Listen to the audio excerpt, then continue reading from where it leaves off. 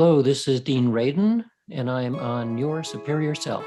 Hi, I'm Anita Murjani, and this is Your Superior Self. Hello, this is Dr. Raymond Moody, and this is Your Superior Self. Hi, Cultural Creatives. I'm Bruce Lipton, and I'm here to join you with Your Superior Self. This is Paul Selig, and this is Your Superior Self. What's up, everybody? I'm Aubrey Marcus, and this is Your Superior Self.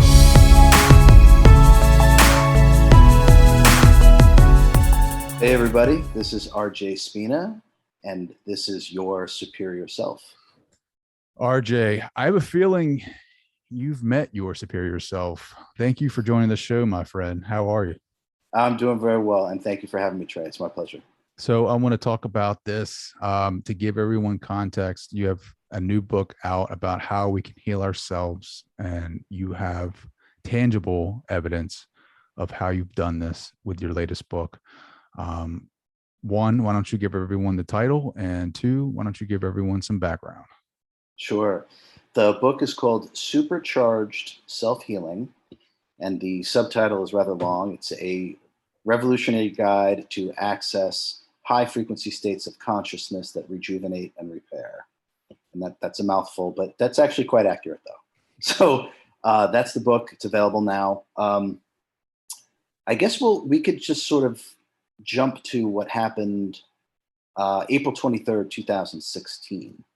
So I became so-called permanently paralyzed from my chest down.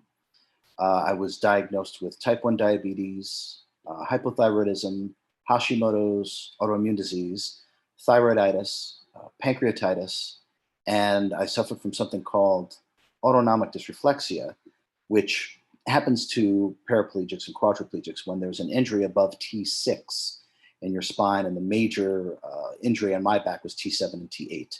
So autonomic dysreflexia is no fun. It affects your autonomic system, which is what regulates your breathing, your body temperature, your heart rate, your pulse. And so this goes completely haywire. So you could almost think of it as like an ancient yogic practice to regain control of your heart rate, your pulse, your body temperature. So I had to learn real quick because that was occurring repeatedly. But I woke up from emergency life-saving surgery on April 23rd, 2016. I was already paralyzed before the surgery. And I like to say that when I woke up from surgery, I literally and authentically awakened into what you could call self-realization or cosmic consciousness. And I remembered, and that's really the word, it was like a muscle memory. I remembered the mechanics or the metaphysics of healing and how it works. And I explained exactly what I would do to walk again, how I would put my body back together. I explained it in great detail to anyone who was willing to listen, from the ICU nurse to the doctor to the nurses, who would give me the strangest looks. And then some of them would actually look at me and say, "How do you know that?" And I didn't give an answer. So, but the short of it is that as I predicted, I was able to walk again in 100 days, and exactly on the 100th day I walk. And there's a video on my website. It's time stamped, so you can see the healing, you can see the process of me unparalyzing myself. It's authentic, it's verifiable. It is not medical fiction or a spiritual canard. And the point of this is to bring into the collective consciousness a completely different understanding of self-healing and self-realization, how it's based upon physics, and that it is a repeatable process. And the healing technique that I created, was given, downloaded, which is really all the same thing, is called the Ascend the Frequencies Healing Technique. And essentially if we look at meditation, and there's been countless studies that prove that meditation literally changes your DNA, it repairs your cells, the things that happen to people's health-wise when they do meditation, it only stands to reason that more deep and profound states of meditation only greatly increase your ability to self-repair and self-heal by an order of magnitude. And this book outlines exactly the specifics in terms of how to do this.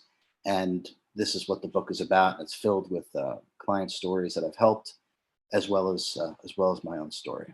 Mm. Yeah, I've read a little bit of it, just, just picked it up, and I resonate with it so much. I just think that everyone needs to listen to this, right? Like, you said, remember. Let me ask you this, right? So, are you special in that you're the only one that can do this, or can anyone do this? No, anyone can do this. Absolutely anyone, because inside we are two things. Okay, these two things have always been lopped together and called one thing, the soul. Right. So I think now we can be a little more accurate and a little more holistic in our understanding of what is the soul. So the soul, from my tangible understanding, is comprised of two things. So there is what we really are, is what I call sentience. You can think of sentience as a divine intelligence. It is a direct fractal of God. And think of it as your level or depth, amount, or believe it or not, your weight of love and wisdom. And our talents and abilities would be subsets of love and wisdom. Now, this is what we actually are: sentience, a divine intelligence. Now, that sentience or divine intelligence is then given a complement or an amount of energy, like gas in your gas tank. And that's the energy that we use to create. And when we're human, essentially what we do is we think, emote, and animate the body. So at our core, this is exactly what everyone is. There's no difference between RJ, Trey, and anybody else. We're all sentients, given a complement of energy in order to create. So anyone can do this if they apply themselves and if they are taught properly. And this book is proper instruction. Hmm. So you, oh man, you gave, like, when you woke up out of that surgery, right? Is that, you said the download came down or the information was obtained. Um, basically you were given information to heal yourself, but not only heal yourself, but help heal others too, right? So hence the book. Is there pressure in that? Like, is there pressure in, that's a big responsibility. It is, to be frank, it's an awesome responsibility, but it's also a gift. It's also a blessing. It's also my honor. It's also my joy to be able to serve and to help. Humanity simply needed a tangible example. They needed the quote unquote proof. The finite mind is always looking for proof, right? Because it's always looking outward. And so the key about what it is that this book does in the teachings is that you need to start doing the opposite. We all need to start doing the opposite. I didn't heal myself or unparalyze myself by looking outwardly. It's the exact opposite. And in fact, all I heard from well-meaning specialists, experts in their field, all I heard, and they only had the best intentions in terms of me, and they wanted me to get better, but all I ever heard was, this is impossible, RJ. So they thought I was delirious, or they thought I was so overly optimistic because I couldn't accept the fact that I was permanently paralyzed from the chest down. So, but this, Trey, this is metaphysics. This is a deeper understanding of ourself, the greater reality, and how self-healing and self-realization actually works. It's simply physics. And it's a remembering, it's something that was in me, because as a kid, I used to say, if I ever get sick, I'll just heal myself, which is ridiculous. But I knew it was in me, but I couldn't access it. But upon waking up from permanent paralysis, the veil had been lifted and the remembering was gone, and I was able to put it into action. Well, how can I, as a sentient being, remember? Like, is it through meditation? Is it through different type of modality practices? How do I do that? Yes. So the self, the sentience, what we are, right? What people use is the soul, but now we have a little more accurate understanding of what the soul is. So I like to say the self is meditation. The self is what exists prior to thinking. The self is what exists prior to belief, prior to concept, prior to ideology, prior to experience itself. So the knowingness is already within us, because you're not going to learn authentic self-healing or self-realization in this realm, because it's not floating around within the low frequencies of the physical universe. It's actually within you. And when I say it's within you, it's within your higher consciousness. Your higher consciousness is the architect of your form and the chemist of your biology. So the key is to access this, to go to your source point, the 0 point, as people call it today. This is when we can rewrite, rewire, rebuild, recreate ourselves authentically, verifiably, truthfully. And all it requires is dedication and proper education. Everyone can do it. Everyone will do it. I promise you, everyone will do it. Rewire. So like, are you visually seeing yourself healing yourself or doing whatever it is that you want to do, right? Like if I want to change my reality, I visually go to that, to myself, right? Whether through meditation or whatever modality. And I see myself and visualize myself doing it. And then also feeling that, right? Like feeling it, feeling me in that situation, feeling what it feels like. And then the hard part, right? Trusting that that will come. I don't know how you, like, I don't even know, like, I can't even imagine the doctors or the nurses, like listening to RJ. RJ is like, yeah, 100 days, I'm going to be walking. Like, I mean, I don't need, like, that unconditional trust in yourself, the higher self. Like, that is just, how do you surrender to that? It's much easier to surrender to yourself than try to pretend to be someone that you're not, which is your egoic identity. Trying to be the human character is exhausting. It's straining. It's unsatisfying. And it's impossible to keep up, which is why people just eventually go in. So I actually find it's much easier to surrender to what you are, because you are always eternally what you actually are. And so therefore, it requires no effort. And so I stopped trying in that sense. And I surrendered to myself. And within myself is the tangible knowingness. And so that, for me, is easy. It's what we all are. So I gave up trying, stressing, or achieving, or believing, or hoping. You know, those things are for children. So knowingness comes from within, and to connect within yourself. And all you have to do is just to learn how to command your energy properly. It's easy. The book outlines all these little magic tricks, and make no point about it, these are real magic tricks that are in this book.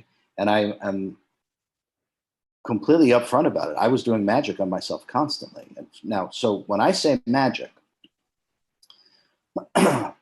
magic to me is the accessing and commanding of higher frequency energy that lies outside of sensory perception. That is what magic is. And so, yes, I was doing magic on myself all the time. I teach people how to do magic. We've been doing magic for billions of years, right? So this is just a repeatable step, repeatable process, repeatable exercises that you feel tangibly, immediately, as soon as you do it. The proof is there. You feel completely different in seconds. And what you were saying before, Trey, about you visualize it, absolutely. You feel it, absolutely. Add two things to that, because there's four. My understanding is that there's four rudimentary ways that a human being expresses itself: mentally, emotionally, physically, and verbally. Okay, those are the four ways that a human being expresses itself. So, and this is one of the steps in the healing technique. We want to combine these things into a single pointedness of purpose. So mental imagery, the tangible feeling, the spoken word, and physical action. You put them all together into one unifying thing, and now you are completely harnessing yourself in totality. And when you harness yourself in totality, all of your energy, that reality has a far greater chance of manifesting within your perception, because you are using all fundamental expressions of a human being: mental, emotional, physical, and verbal. So the healing technique is a way, it's a version of self-mastery. It's a way to harness yourself in totality that we have lost connection with.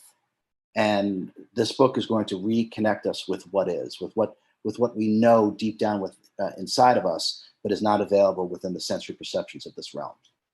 Can you give me an example of, like, I don't know, what that would look like if I were like to do those 4 things? Sure. Okay. I'll use myself as an example, and it's an extreme example. So, so I would visualize myself. I was paralyzed from the chest down. So I would visualize myself walking or running. Okay. That's what I used to see. Or, believe it or not,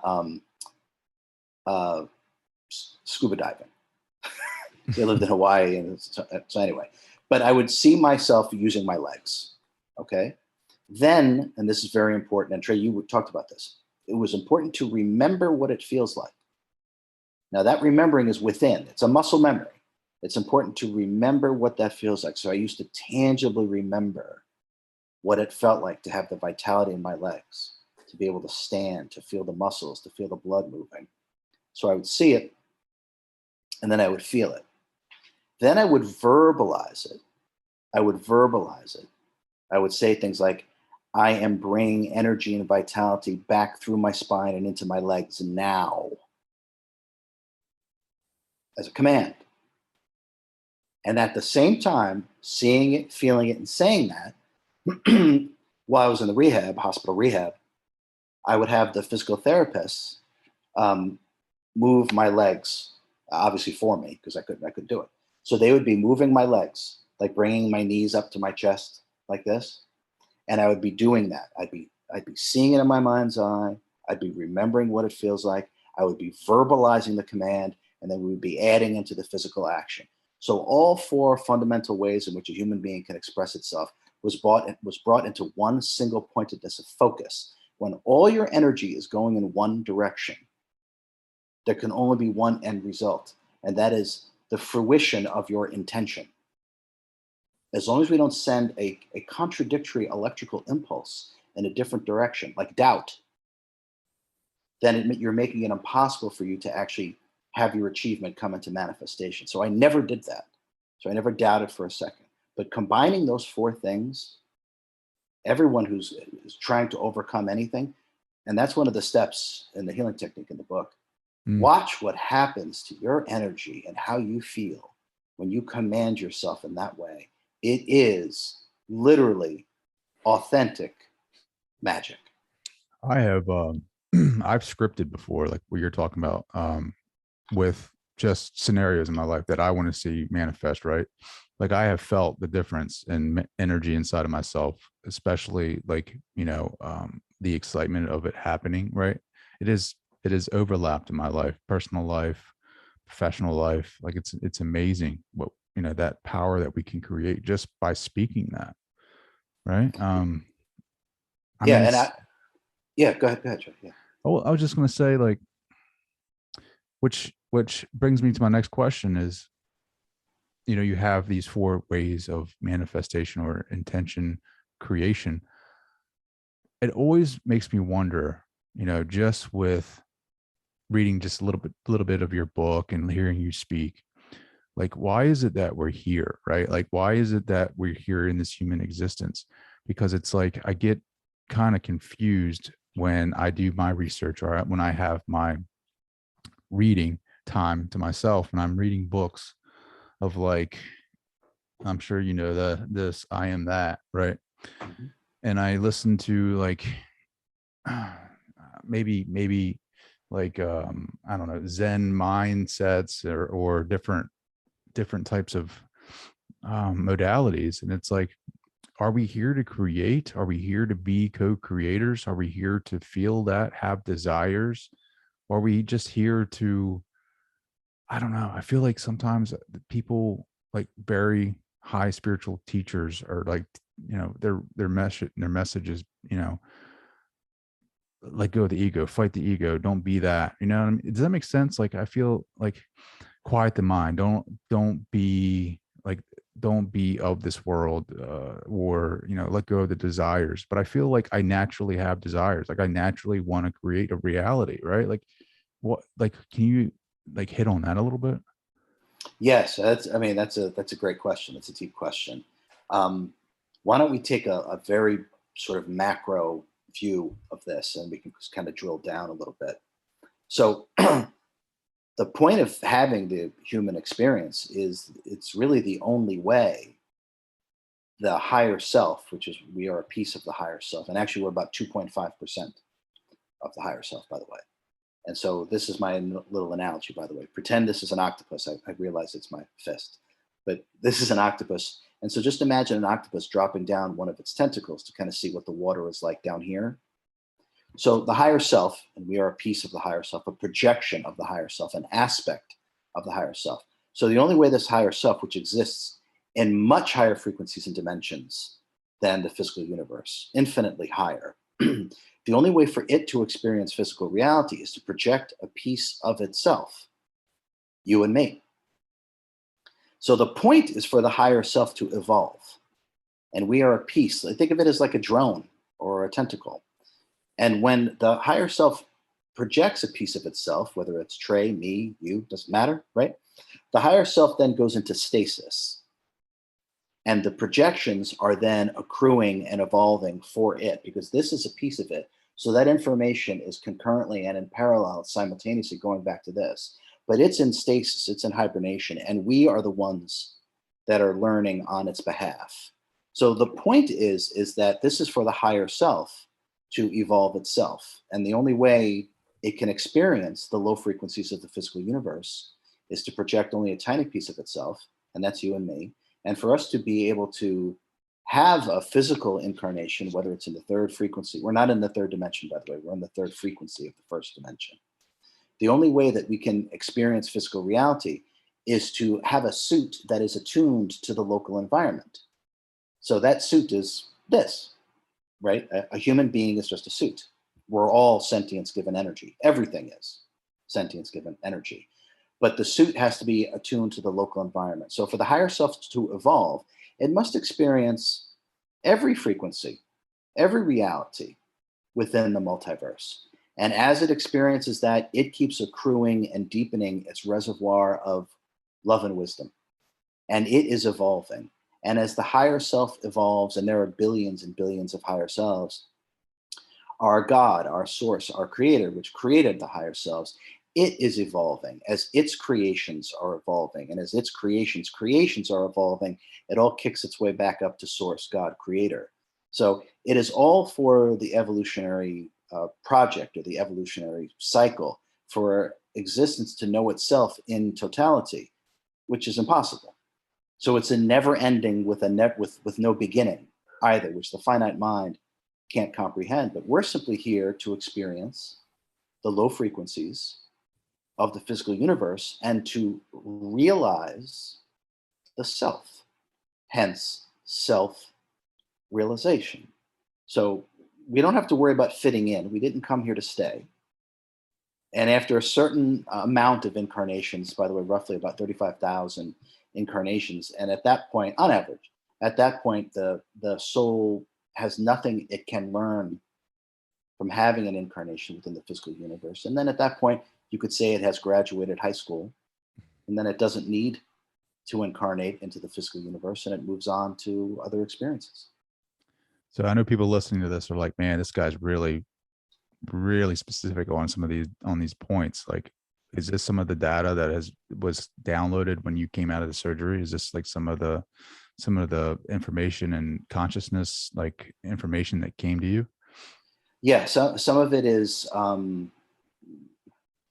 yes, I guess we'll call it that. We could say some of it was downloaded. You can look at me as if I'm channeling, if it's easier to see it as that I'm channeling. I'm not really channeling, but if you want to see it that way, that's fine. A lot of it is remembering. A lot of this is part of my sentience that I've was given because I was created. I didn't create myself. I'm an aspect of my higher self, just like everyone else is. So I didn't create myself. So it's a remembering of these things. And through the shedding of the human condition, and you can call that self-realization if you like, this is what comes back online. What you really are is now online. The human condition has been transcended. And so you're able to then understand yourself, remember yourself, and you're also able to access your higher consciousness and therefore these higher realms of existence. And within this, the knowingness occurs. And it has nothing to do with thinking. this is an important point I want to make, and I'm just going to give a quick analogy, Trey. When we're in the lower frequencies of the physical universe, as we are right now, think of a maze, right? We don't know what's going to happen if we make a left or a right. We don't know if we're going to get out. We don't know what lies after we make this next right or after this next left. We don't know. Okay, so what do? We think. We try to figure it out, right? Okay. Useless. So really what we want to do, okay, is imagine yourself in that maze, and then all of a sudden you rise up above the maze. You're no longer in it. Now you're looking down right at it. And in that moment, you see all the permutations. You see everything. You understand everything in 1 second. And there's no thinking at all involved in that. Hence, this is the knowingness. Now, this is what's inside of all of us, knowingness. The depth of knowingness just has to do with where that soul is within its own evolutionary cycle. But this is the difference between thinking and knowing. Thinking is faltering.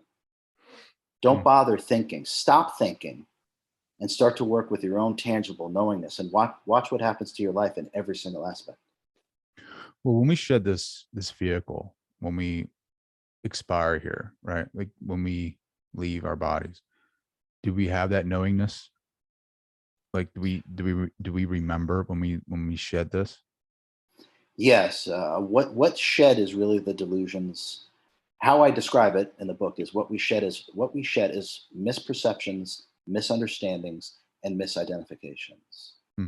And the accumulation of our misperceptions, misunderstandings, and misidentifications is our egoic mind, and therefore the character that we create when we're here. It's solely based upon identifying with things that are in this realm, and they have nothing to do with us at all. And yet we create a character based upon everything that's here. And this is what I call the ego mind identity.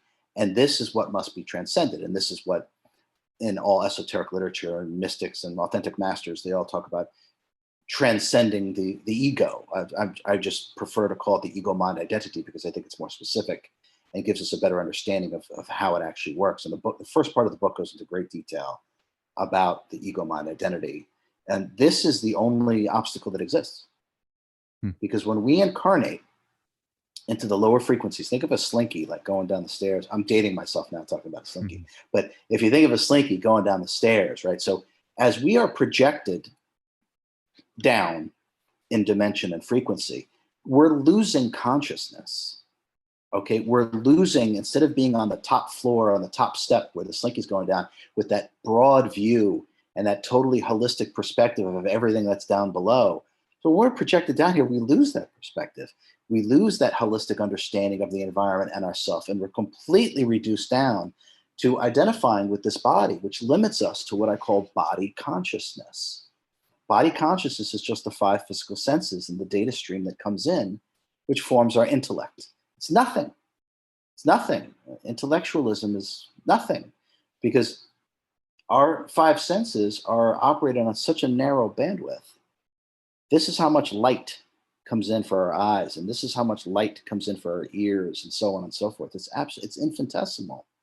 And what you are is beyond just what the 5 senses can perceive. It's beyond this physical vehicle. So in order to start to work with ourselves in a very holistic way, which is what the book outlines, we have to start leaving behind the ego mind identity. And there are certain exercises, they're so simple. There's certain exercises we can do that stops that whole program of limitations from running, which is called thinking. So hence meditation. Right? So the key is just to be able to stop this program of limitations, the identification with the body and everything here, and free yourself. And now, as we were talking about, Trey, now you can create the life that is resonant with the real you, with what you're passionate about, with what means something. And this is how we transcend the human condition. I think the problem is people get tired. Like maybe they get impatient with that, because I feel like down here in the lower frequency, it just takes longer for things to manifest. It does take longer, but the point of it is to see ourselves in the act of creation. See, only the lower frequencies afford that. So in the higher frequencies, higher dimensions, it's literally that fast. As soon as you have an intention, it happens, because the energy is completely different. It's vibrating at a much faster rate. So intention changes everything immediately. Here, the energy, the frequency in which the energies are operating within the three lower frequencies, which band together into one thing, which we call three-dimensional reality, or height, weight, and width. Energy is moving slower, much more dense, but this affords an immortal creator being the opportunity to see itself in the act of creation. And so this is amazing. This is wonderful. This is nothing to get frustrated with, but that's because we're used to operating in a much higher way, where it's sort of instantaneous. But this shows us we learn things that you can only learn here. Embrace the process. Really embrace it, because you can only experience seeing yourself in the act of creation while you're immersed within the lower frequencies. Yeah, I love that. It just like, you look at everything that the mystical text, the literature says, like, Jesus, you too will do great things. In John, in chapter 10, he talks about, doesn't it say in your books that you too are God? Like, you are of that. And so, like, I just feel like, going back to my other question, like, or not question, but statement rather, like, I feel like my natural being is to create. Like, I've tried to just be more mindful through meditation, through life, and not, just saying, oh, that's just the ego, wanting to have these things. But the more that I meditate, the more that I listen to spiritual teachers that resonate with me, the more that I'm finding out that is my natural being, that those desires are not bad. They're just a part of what I am. And to see, like you were talking about, yourself create these things. There's nothing I can remember. I don't know, maybe a year ago, I had someone asked me, she was like, I think she was on the show or something. She had asked me a question.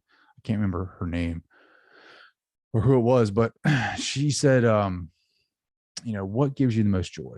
And I said, man, when you can just do something, like you follow the directions on something and it works, or you create something and it works, that to me is like the most highest, like gratifying feeling. And it's like, it's innate. It's like in me, like, so I feel like the message should be to a lot of people, because some people think it's bad to desire things. I don't think it's bad to desire anything, really. It just depends on what you're focusing on or your intention is. But to feel that, and feel like you're talking about visualization, see yourself creating that. And then people say, well, how can I feel it if it's never happened? Right? Like, if I have this dream, this awesome dream, things like this has never happened to me before, like healing, right? Like, if I have this disease, let's say cancer, like, how do I feel that? How do I know that that's what this is going to feel like? Right? And what's your answer to that? Well, the first thing I want to answer is what you said about creating, having desire to create.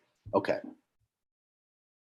So let's look at, from my understanding, let's look at the order of creation.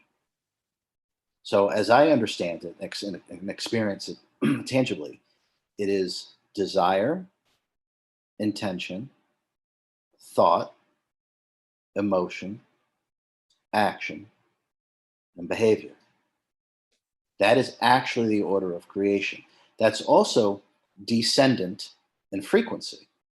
So desire and intention are much higher frequencies than thought and emotion. And then action and behavior are actually the lowest frequencies, as they're more rooted within physical reality too, as we kind of make that tangible correlation right there. So that's the order of creation. We are immortal creator beings. We feel most like ourselves when we are creating. There's no right or wrong with having desire. That's nonsense. Desire sets into motion the order of creation. What's truly important, Trey, is to understand your motivation behind your desire, intention, thought, emotion, action, and behavior, is understanding your motivation behind it. Not that there's anything wrong with desire, intention, thought, emotion, because there's nothing wrong with that. That is the order of creation when we're human. What is driving it? What is the motivation? Is it the EMI, the ego mind identity, that is driving the desire? Is the desire to acquire? Is the desire to become? Is the desire to gain? Then we might want to look at that motivation. Because once we reside within the self, that motivation, in terms of the springboard for the desire, is gone. The only true compulsion in terms of desire is to share and to give. Now, I have strong desire to do that. In fact, I would even say my desire and intention is unstoppable. Not even paralysis can stop my desire and intention. But we must understand the motivation behind the desire and intention. And we do this by asking ourselves, why am I doing what I'm doing? We question. If we question ourselves, we'll understand the true motivation behind our desire. And once we're able to understand our motivation behind our desire and intention, that is real power. When we understand our motivation, we are then acting and behaving and living like a limitless being. Mm. Well, I know mine is freedom, right? Freedom to go and enjoy this world, to play in it, not for ego purposes, but just for the remembering of what we are, to see it come to pass, and know that I'm connected to that higher self, to source, because this is exactly what I wanted to create. And then once you create it, enjoy it and play in this world, and travel and see amazing sights and meet amazing people and pass this information on to people and free them as well. You know, like, let's get out of this machine. Let's get out of this consumerism, of materialism, of this old mindset of lower frequency, of bondage, you know, like that's my reason why. I couldn't resonate with that more. It's all about freedom, without a doubt. And we are all already free. Our only bondage is not realizing it. We refuse to challenge the beliefs, the concepts, the ideologies, the so-called knowledge that is foisted upon us through societal pressures. And if you're not willing to challenge your beliefs, concepts, ideologies, and so-called knowledge, then you are simply the warden of your own prison. I think a lot of people, especially people who are newer to this, right, these concepts, well, they're like, well, I've been doing this for, you know, let's say, I don't know, let's say it could be health, it could be your career, it could be a marriage. It's like fearful, right, that I can change this, I can recreate something, my reality. But it's like having faith in that. Like, what if I lose my job, or what if I lose my marriage, or what if I lose my health even more? Let's say if like someone has cancer, right, and they have this intuition that we are higher beings, that we don't have to go through chemo, or we have to take these pharmaceutical drugs to heal ourselves. Like they want to trust this, but is it because their beliefs are so like hardcore set that they can't do that other method. You know what I mean? Like they can't do your method because their beliefs are so strong.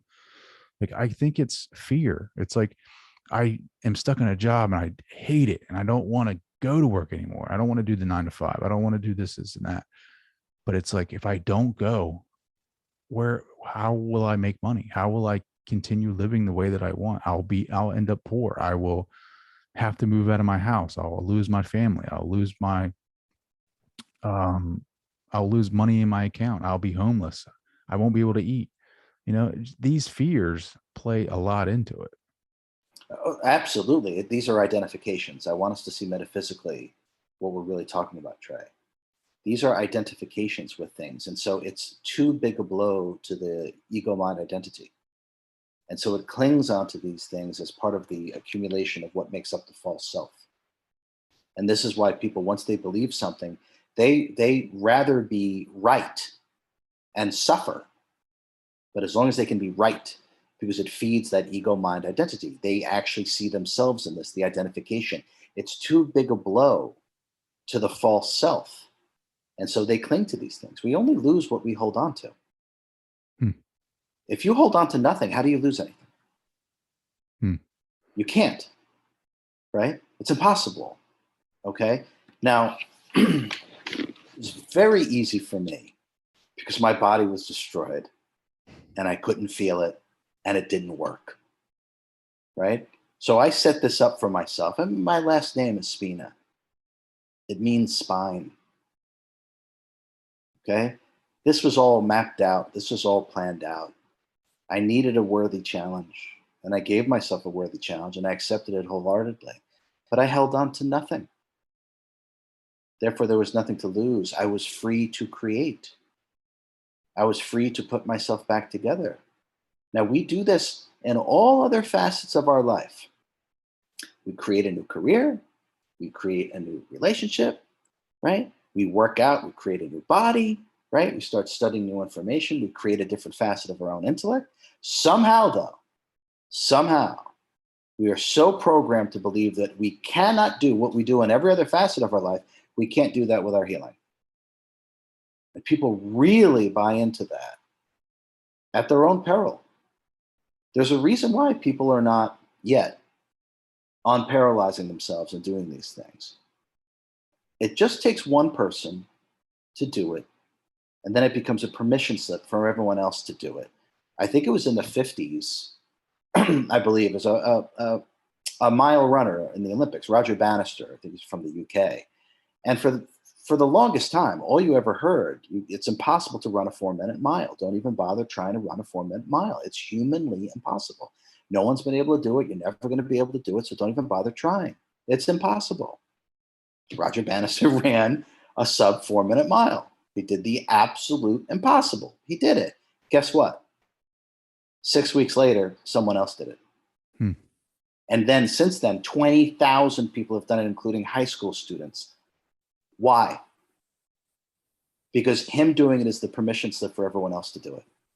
So what I've done with myself, with my own self-healing and self-realization, it is actionable, repeatable physics. Give yourself permission to heal. Give yourself permission to free yourself from the human condition. Give yourself the permission to do it. You now have the instructions. The book is the actual instructions. You don't have to wonder how to do it. Follow the instructions. Give yourself permission to create your health. Give yourself permission to create your own liberation. Just like you create a new career, a new job, a new relationship, a new body, whatever it is. Why do we limit ourselves when it comes to health? Or why do we limit ourselves when it comes to the self-realization? It's just a belief. And that belief is part of your own ego mind identity. And that's why it's so hard to let go of it, because you see yourself in that, and it's too big a blow to your own egoic mind to let it go. But let it go, because anything that you're holding on to is not you. Yeah, this is some deep stuff, and I love it. Do you practice meditation now? No. So, no, I don't. But let me give a little context to that. So I used to meditate a lot, and I don't mean for 20 minutes or an hour or 2 hours. I would meditate all day, take a break to eat, and meditate again. I mean, I would stay in a meditative state. So once you do that, and once you make a connection to your own higher consciousness, it's kind of like, let me give an analogy. This is probably easier than me rambling about all that stuff. So think about building a tunnel underground. Once you build the tunnel, you're connected. You don't have to keep building the tunnel every single time, right? You built it once, it's now connected. You can go from here to here, it's connected. So by doing something, you then make this connection. And so I would just say that I'm connected to what I am.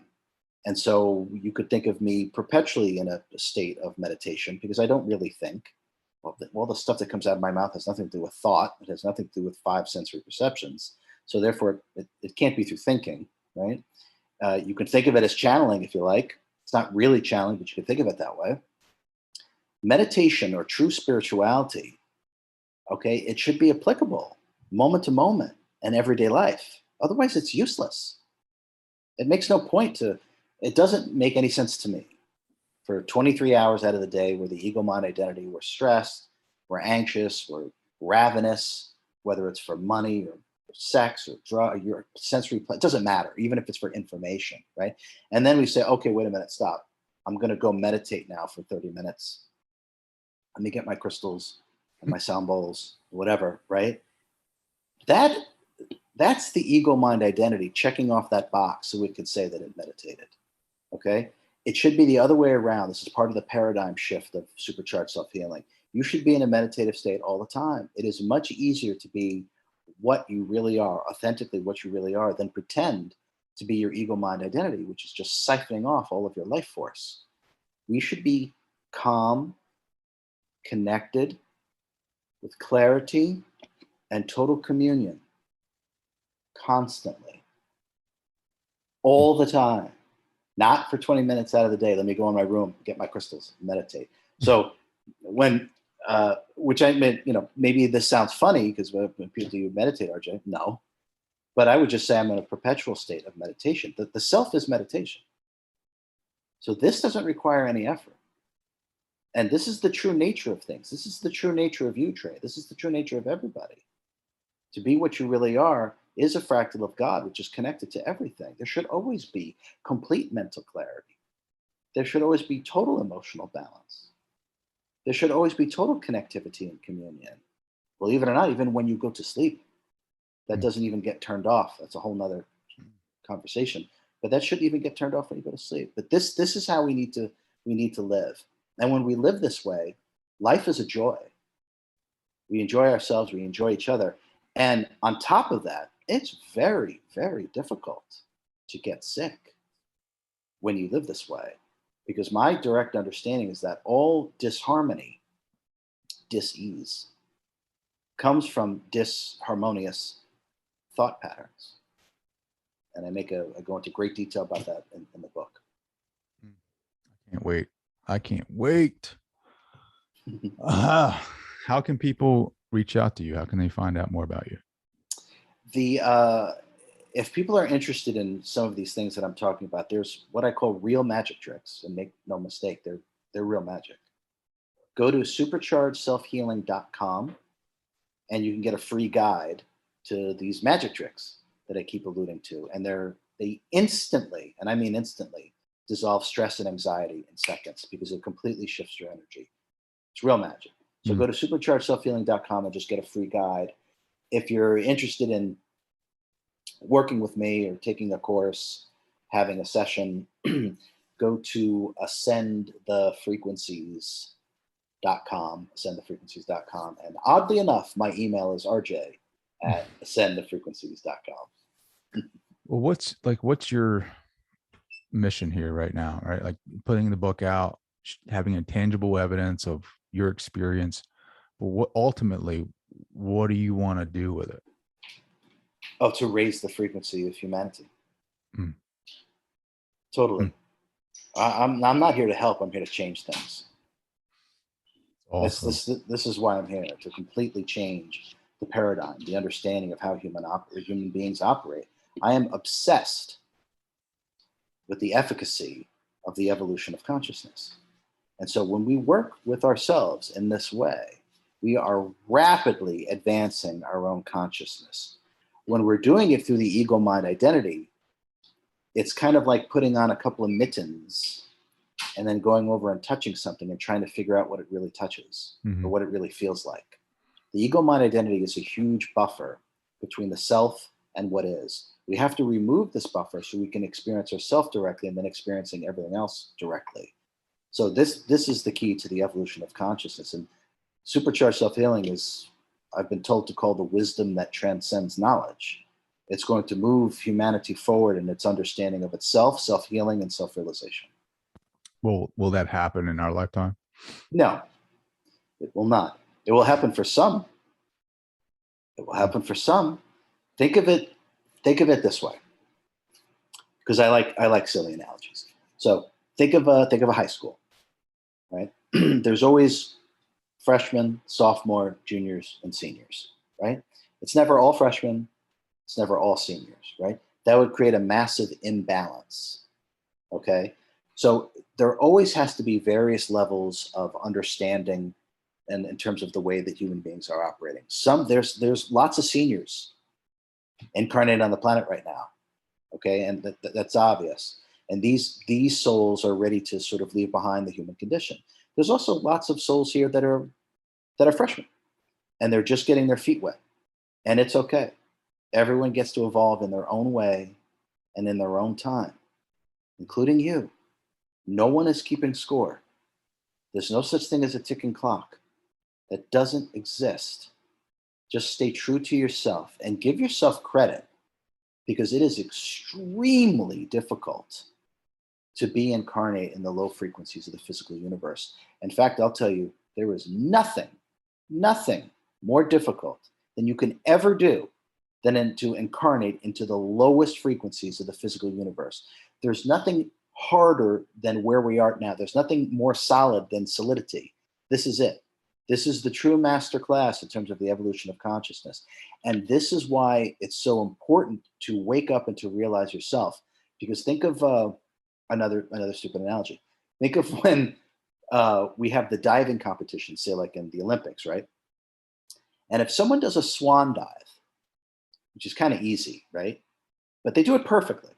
But it's an easy dive, and the judges go 7.5, right? Even though it's perfect, right? But then someone else goes up there, even the same diver goes back up there and does a triple backwards somersault flip, right? High degree of difficulty. Now, that's almost never perfect. But if you do a good job with that, that's a 9. That's a 9.5 degree of difficulty.